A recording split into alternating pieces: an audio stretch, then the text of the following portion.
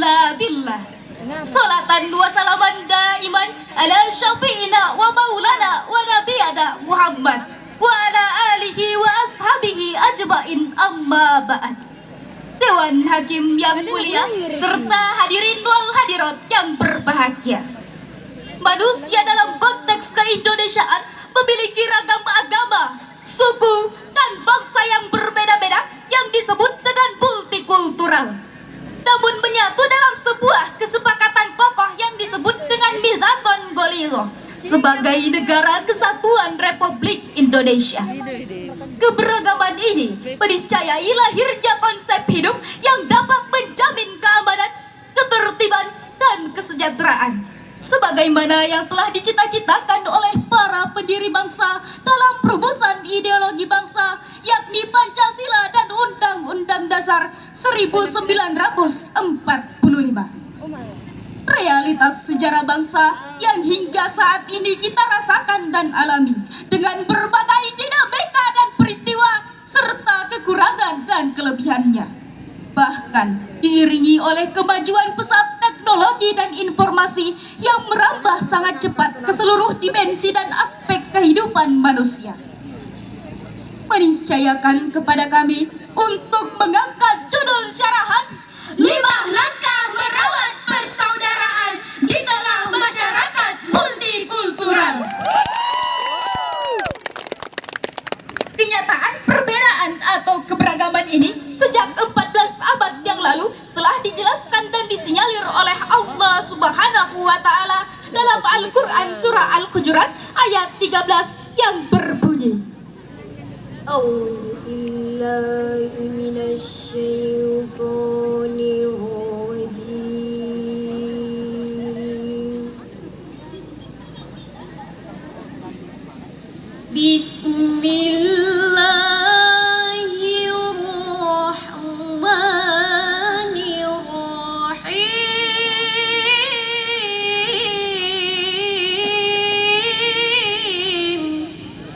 Masya Allah.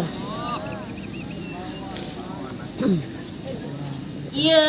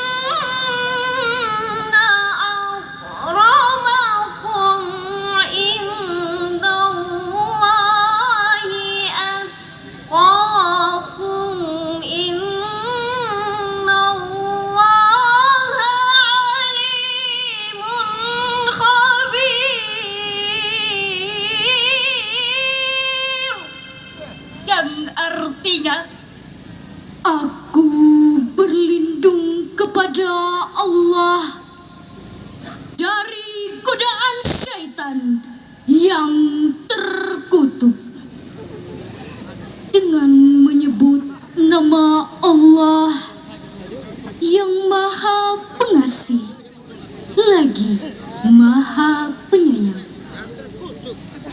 Hai manusia, sesungguhnya kami menciptakan kamu dari seorang Dewan Hakim yang adil dan bijaksana serta hadirin wal hadirat yang berbahagia. Salah satu riwayat yang menjelaskan tentang asbabun nuzul ayat tersebut yang dikemukakan oleh Syekh Imam Al-Qurtubi dalam tafsir Al-Qurtubi yang diterjemahkan dari Al-Jami' li Ahkam Al-Quran terjemahan Ahmad Khotib tahun 2009 yang terletak pada halaman 101 sampai 102 bahwa Ibnu Abbas berkata, pada hari penaklukan kota Mekah, Nabi Shallallahu Alaihi Wasallam perintahkan Bilal untuk naik ke atas Ka'bah, kemudian mengumandangkan azan. Attab bin Usaid bin Abi al-Ish berkata, segala puji bagi Allah yang telah mengambil ayahku sehingga dia tidak dapat melihat hari ini. Al-Haris bin Hisham berkata, Muhammad tidak menemukan Mu'azzin selain dari gagak hitam ini. Lalu kabar ini pun sampai kepada Rasulullah tentang apa yang mereka katakan. Akhirnya beliau pun memanggil mereka seraya bertanya, apa yang kalian katakan?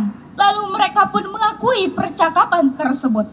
Maka Allah pun menurunkan ayat ini guna melarang mereka dari membangga-banggakan garis keturunan dan banyak harta, serta melarang mereka dari menganggap hina orang-orang miskin, sebab yang menjadi ukuran adalah ketakwaan. Al-Haris bin Hisham, sahabat Nabi, hidup bersama Nabi, mendengarkan langsung penjelasan dan pelajaran dari Nabi. Namun hadirin, karena beliau manusia biasa, tentu memiliki hawa nafsu. Toh juga dapat memicu terjadinya ujaran yang dapat melukai perasaan sahabatnya sendiri. Apalagi kita bukan sahabat, bukan tabi'in, bukan ulama, tidak hidup bersama Nabi. Tentu lebih berpotensi untuk melakukan kesalahan yang dapat memicu terjadinya konflik jika kita tidak berhati-hati atau mawas diri dalam menjalankan ajaran agama secara kafah. Apalagi dengan berbagai multi perbedaan yang ada di lingkungan kita. Dewan Hakim yang adil dan bijaksana, serta hadirin wal hadirat yang berbahagia.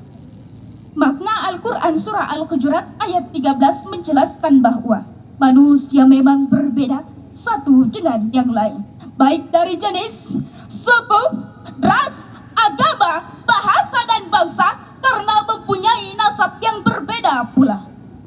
Seiring berjalannya waktu dan bertambahnya keturunan anak cucu Adam, sehingga kekerabatan pun ada yang jauh dan ada yang dekat. Namun hadirin, perbedaan itu bukan untuk dipertajam yang membuat jurang pemisah semakin jauh dan renggang. Akan tetapi, justru dengan perbedaan itu diharapkan kita dapat saling kenal mengenal antara satu dengan yang lain, sehingga yang jauh semakin dekat dan akrab, sementara yang dekat bisa merapat dan lebih mempererat tali persaudaraan.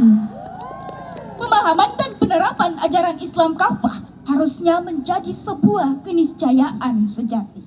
Hanya saja ada sebagian orang atau kelompok yang memahami ajaran ini secara sepotong-sepotong atau separuhnya saja, sehingga menimbulkan pemahaman, sikap, dan perilaku beragama yang sepihak dan parsial pula.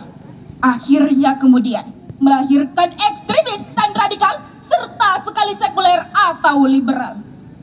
Dampak dari pemahaman kelompok inilah sehingga berpengaruh luas di kalangan umat, sehingga terjadi kekerasan, konflik, teror, dan sebagainya.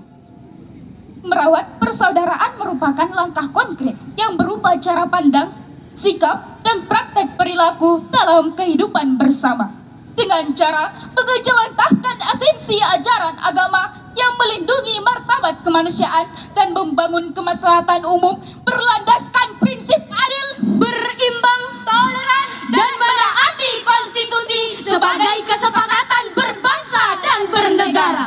Oleh karena itu, lewat cara ini ditawarkan sedikitnya 5 langkah merawat persaudaraan dalam masyarakat multikultural. Sebagai rujukan, marilah kita simak firman Allah Subhanahu wa Ta'ala dalam Al-Quran Surah Ali Imran ayat 159 yang akan dibacakan oleh Qoria kita sebagai berikut. Fabima rahmatin